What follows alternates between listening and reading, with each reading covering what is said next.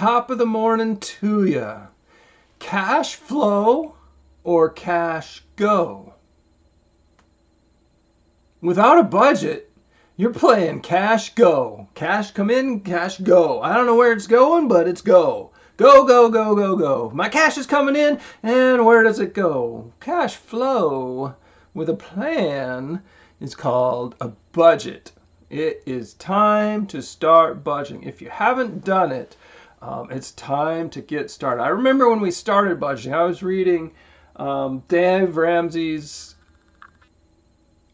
I had it a minute ago. It's out of my brain. Total Money Makeover. That's it, Total Money Makeover. I started talking to my wife. I'm like, what if we set a budget? What if we had a budget? And she like cringed. Does anybody have fear of a budget?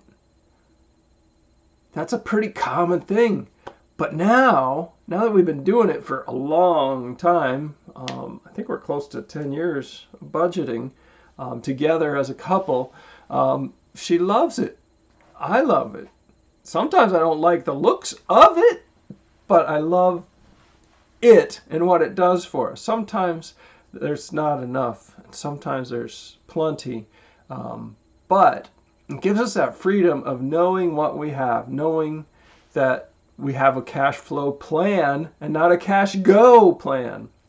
I like how John Maxwell puts it. Budgeting is telling your money where to go instead of wondering where it went. So today's topic is budgeting. Budgeting is really simple, just like before. The math is simple, the budgeting is simple, the behavior is the big deal.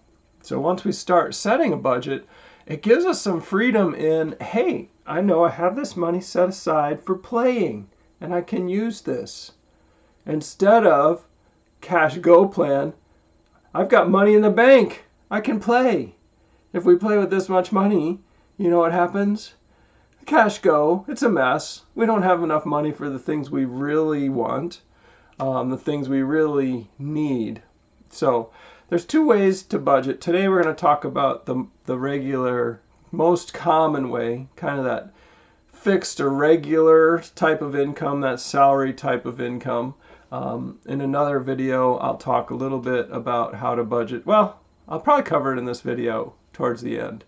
But to start with a budget is just listing out our income and our spending and planning ahead what our spending is going to be. So if we started with, say, $5,000 of income, that would be our starting point. And then Scripture tells me that tithing comes first. God gets my first fruits. So for earning $5,000 a month, and we're budgeting for that, 10% is the tithe. Above that is giving. So the first category in our budget for spending or outgo is our charity, our tithing. We give half to our local church and we give half to other ministries and stuff that we've selected. We call it the 5+5. Got that from our old home church at Colorado Community Church. So now I've got $4,500 left to spend. The next main category are your four walls, your four pillars. That's your food, clothing, shelter, transportation. You need to have all those budgeted for, and you may not even know what to put on them. One of the interesting fun facts about budgeting is when you first start, for the first couple months to 18 months or so, you get surprised by stuff that you didn't know was coming. And that's okay. Don't quit. You know, Elon Musk, wow, how come when I start talking, my brain just empties out. Elon Musk, the head of Microsoft, the head of LinkedIn, the head of all these big, wealthy people have failed and made mistakes a whole bunch. So go ahead, set a budget, break it, and make mistakes, and learn from those mistakes. The more mistakes we make, the more opportunities we have to grow and get better and get stronger. So next on our budget, we got $4,500 left. set aside what's your rent or mortgage payment. Set aside what do you think you spend on groceries. Look back in your bank account and see what you spend on groceries. Set that up. I've got a spreadsheet that I'm going to link down in the doobly-doo of a basic budgeting layout for you to think about and consider. And you can insert lines and insert stuff into that and set up a budget. And then you can kind of work through that. Set aside food, set aside your mortgage payment, set aside your clothing and transportation. How much do you pay for car repairs? We set aside $100 or $200 a month for car repairs, gas and oil, regular stuff, utilities. So those are kind of your four walls. The next area to set aside is your insurances.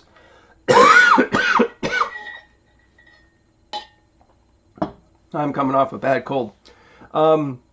Set aside your medical insurance, your renter's insurance, your house insurance. It may be taken care of by your mortgage lender if you're in a mortgage. If you're not and you're renting, make sure that you have renter's insurance. It's very cheap and it's a good way to go. I'll do another talk later on insurance, so you can search that up on my channel down the road. You also need disability insurance. If you were to get injured, you want to have that type of insurance. And then you want to have life insurance. If you were to pass away, you want to be able to cover your spouse and your household if you're the primary wage earner in your home. Or you want to make sure that primary wage earner is covered and that your spouse is covered. My wife primarily works at home and we have a smaller policy on her, but there's tons of things. She's priceless, right? And we need to cover that. How am I going to work all the time and provide for the kids? We've got younger kids in the house, so we have insurance for her as well. My insurance, if I were to go, the primary wage earner, covers kids going to college. It covers paying off the house. It covers an annual recurring income for my wife and my family were I to pass away. We'll have another thing about insurances as well. And then if you're older, the other type of insurance you need is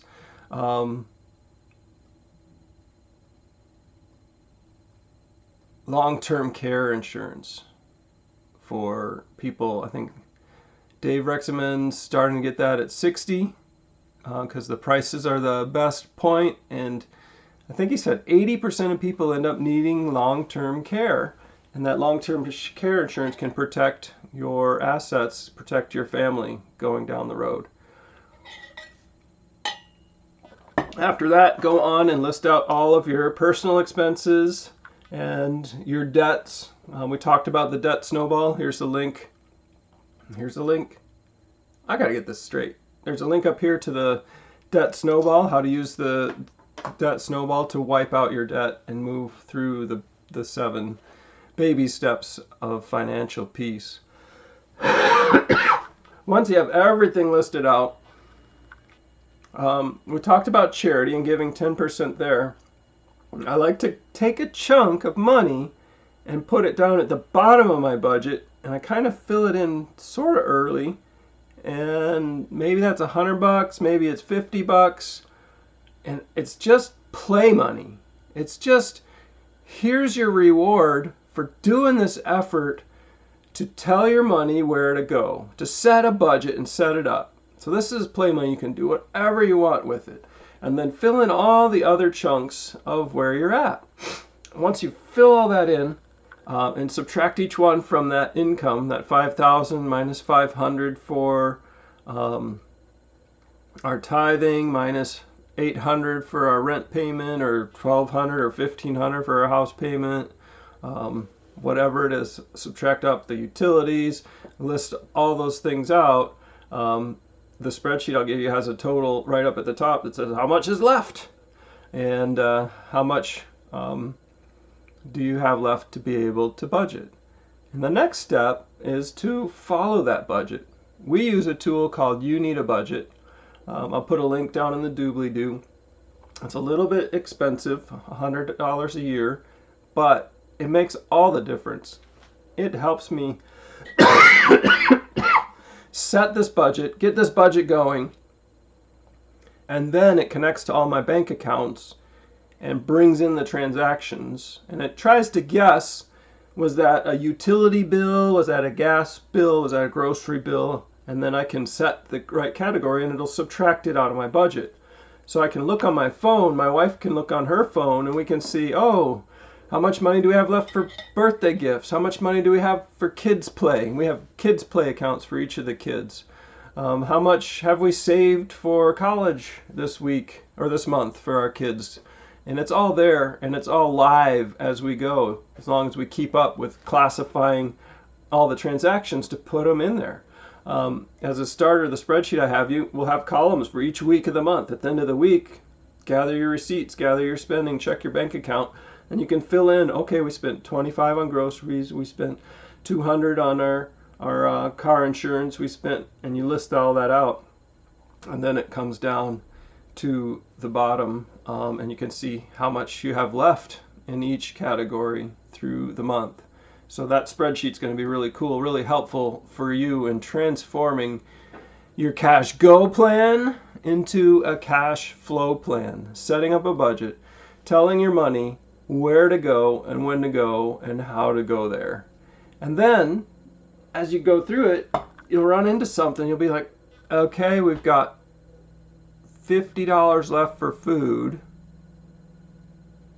Buy some different food if you're going to go over $50. Notice it before you do it.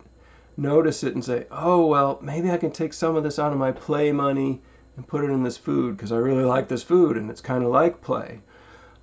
Talk with your spouse, talk with your partner. If you don't have a spouse or partner working on your budget, get an accountability partner. Get somebody to share this budget with that can look at it. Once you set up the budget, also share it with your spouse and go, what's wrong with this budget? Change something, fix something, think about something that's different. What's wrong with $1,500 for golf, honey? And she may fix that, or he may fix that for you and help talk you through that, and getting a balanced budget. We want that total, once we put in all those numbers, to be zero at the bottom. One other area in our budget that's kind of in the other expenses and stuff is what Dave Ramsey calls a sinking fund. We pay for our car insurance every 6 months. So every month we put in a chunk of that towards the total because there's some savings for paying it in 6 months batches. And that sinks and fills up until it's due. Our life insurance we pay annually, so every month we set aside a certain amount to stack up in our budget and roll over to the next month and roll over to the next month to have everything we need to pay for that. That's why it takes about 18 months to get through and get a solid budget, is those 3-month, 6-month, 12-month things come through and break your budget, break your thinking. You can think of most of them, but it took us 18 months, maybe 3 years to really get a solid budget down where we had everything on there. And then something new comes in and we remember to put it on the budget, or we don't. We're better at remembering now because we've been practicing this for a while. One of the biggest fears I have is, oh, we've been practicing it so long we don't need to do it. And so we keep reminding ourselves, we got to do this. We got to go through this ceremony of giving our money a job, telling it where to go every single month, so that when we want to do something, we can look and say we can do that. Or we can look and say we can't do that. Let's create a sinking fund for a vacation. Let's create a sinking fund for a new boat. Let's create a sinking fund for our kids' college. Let's create a sinking fund to pay off pay off the house plan. Let's pay more than our mortgage payment and get that house paid off. That's in baby step 6. So that's budget. If you want to know more about it, reach out to me and we can talk. And you've got to do this. You've got to do this. It makes such a difference. I I don't remember what the percentage is, but a large percent of marriages end in divorce caused by financial matters, financial issues. So get in there, get going, create your first budget, put in all your expenses and measure it out and adjust, rebuild, remake your budget for the next month. If you do this, you're going to be at peace spending money. You're going to be relaxed at saving. You're going to have a plan for saving. You're not going to get to the end of the month and wonder where all your money went because you gave it a job. You told it where to go.